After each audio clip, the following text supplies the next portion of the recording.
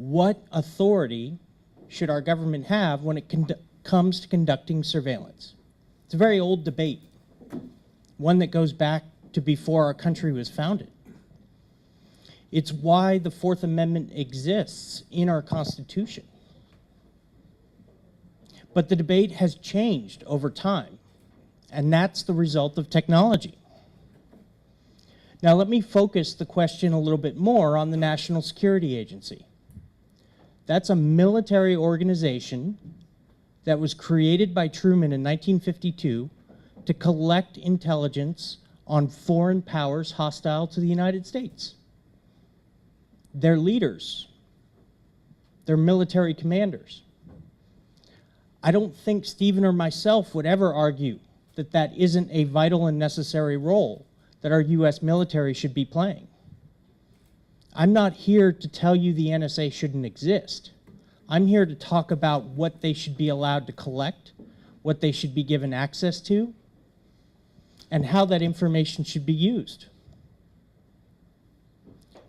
Specifically, what you'll hear me reiterate over the course of my argument is that I don't believe this military organization created to spy on foreign governments should be turned indiscriminately against a civilian population. Now, what do I mean by that? I mean bulk surveillance. I mean the systematic undermining of the security of the technology products that we use every day. I'm not going to stand up here and tell you we shouldn't spy on terrorists, but I will tell you that we shouldn't spy on everybody in the United States just because we think there might be a terrorist amongst the 300 million people who live here. I think our country is stronger than that, better than that.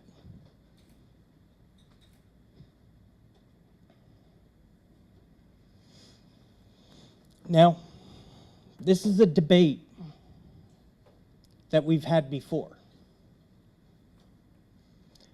In 1920, the precursor to the National Security Agency set up a program in New York and struck a deal with Western Union to spy on every telegraph cable that went across our country's wires. That program lasted for 9 years and ended with the very famous quote by then Secretary of State Henry Stinson when he said, "Gentlemen don't read other people's mail." What changed? Just because the information is electronic and isn't on a piece of paper doesn't mean it shouldn't be protected? Why is it okay all of a sudden for gentlemen to read the mail of everyone else? The debate resurfaced during World War II. For almost 33 years, the United States Signals Intelligence Corps and then later on the NSA continued to collect and conduct surveillance operations on every telegraph cable in the country once again. It was uncovered in the 1970s by the Church Committee, ruled wholly unconstitutional, illegal, unethical, and ended. And that's where we stood for 30 years, thinking we had won, when in reality we had very much lost. The debate surfaces once again. And in truth, it was really triggered by the 9/11 attacks. A dramatic event coupled with the fear and the uncertainty caused our political leaders to uncork the capabilities of this military organization against the entire world. And that's where we sit here today, asking ourselves if they made the right decision. What should we do with this authority going forward?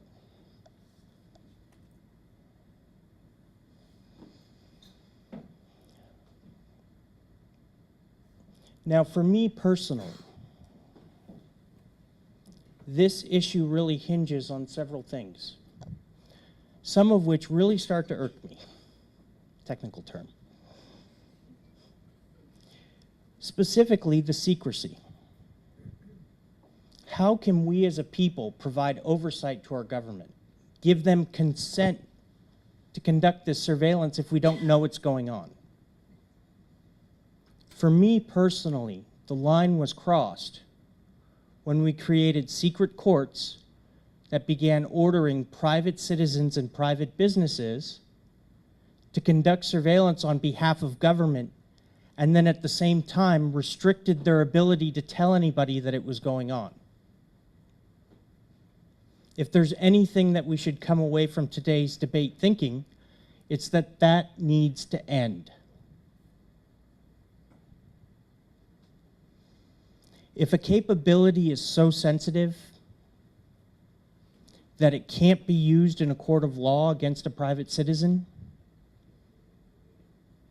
then it shouldn't be used, except in the most extreme of circumstances. If you want to keep it classified, don't use it against everyone. Now, I started this talk by saying that this is a very old debate. And this question goes back to why the Third Amendment exists. Our founding fathers thought that it was inappropriate to force private citizens to quarter soldiers in their own homes. Is it any different when we quarter those same government agents on our networks, provide them privileged access to our software?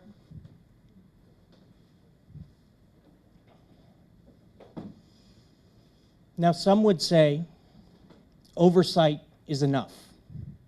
If there's anything that I can give our current president credit for, it's that his background as a civil rights attorney has made him eminently qualified to spin all of the revelations of the last year.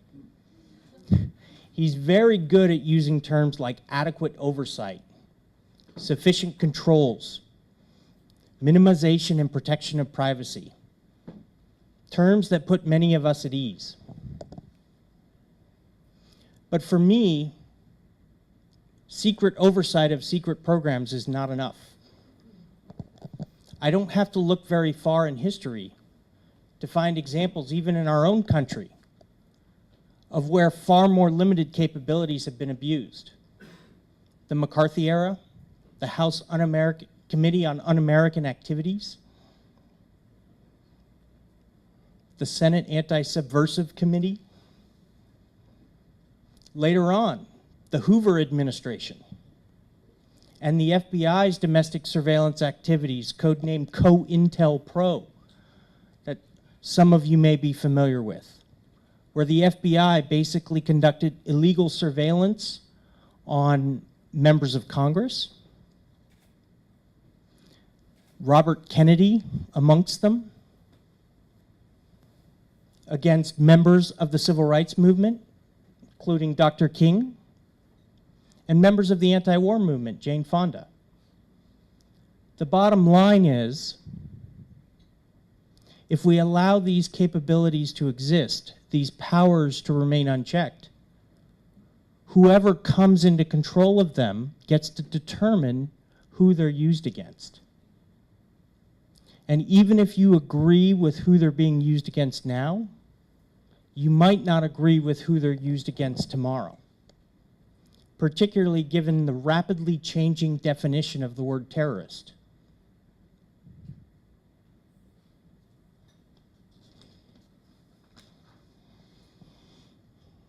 Now, the NSA wasn't completely immune from some of these scandals.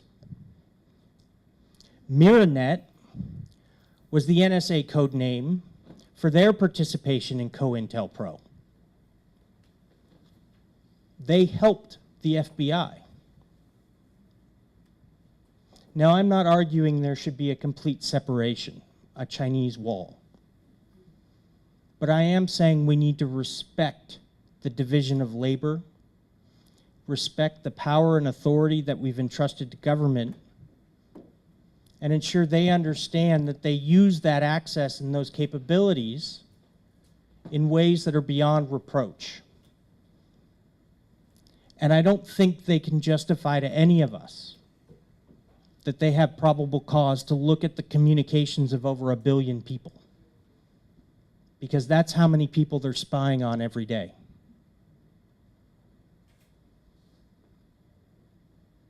I have some great statistics for you.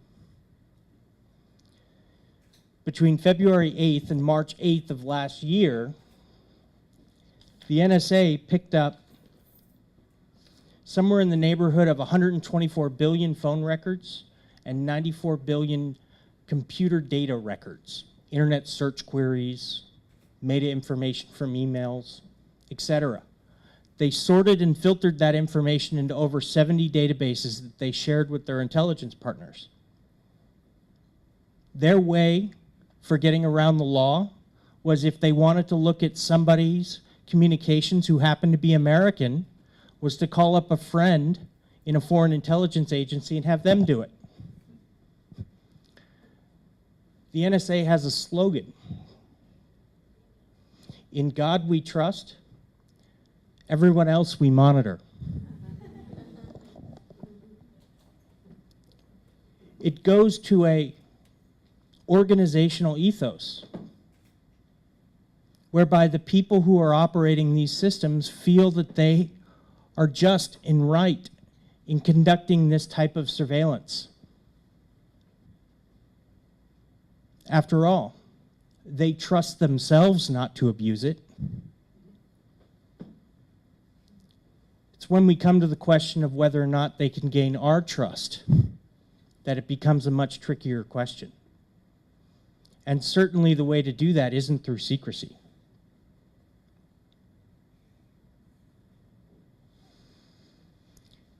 Even the very court,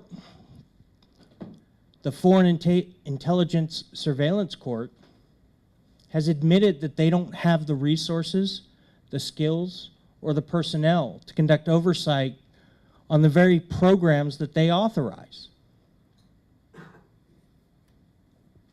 If they can't do it, how can we? Now, whether or not you believe these powers have been abused already is a very different debate. What I want you to ask yourself today is whether or not the NSA should be continued to allow access to all of these domestic and foreign networks. And if we do allow them access, should they be allowed to store what they uncover in listening to those networks? If you start asking yourself, do we have sufficient protections in place and sufficient oversight, then the debate has already been lost. Because you're not taking these capabilities and putting them beyond the reach of weak-willed men. And if we want to ensure the protection of our future, that's what we need to do. I'm sure my esteemed colleague from Virginia is going to bring up national security. So I would say, is our nation so weak that a few men, tens of thousands of miles away, can change the very fundamental principles that make this country so great? There's no question that both of us love our country. I think the difference is that I love it enough to let it live or die as the country that I love, rather than trying to change it into something else. And I'll leave it at that.